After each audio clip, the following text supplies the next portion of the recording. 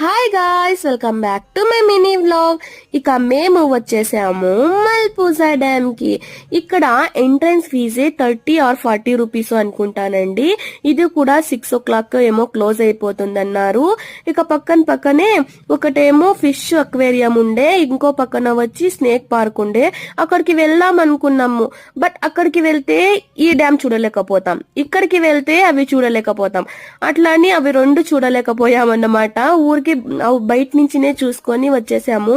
ఇక్కడ రూప్ వే కూడా ఉందండి. పోదాం అనుకుంటే గానీ ఆ క్యూ ని చూస్తేనే భయం అయిపోయాం. మాకి చాలా అంటే చాలా మంది ఉండ్రి.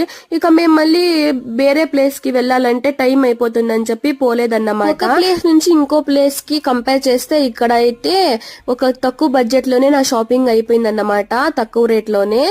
ఇక మేము ఇక్కడ అంతా చూసుకొని మళ్ళీ వేరే ప్లేస్ కి వెళ్ళాలని రూమ్ కి వెళ్ళిపోయాము.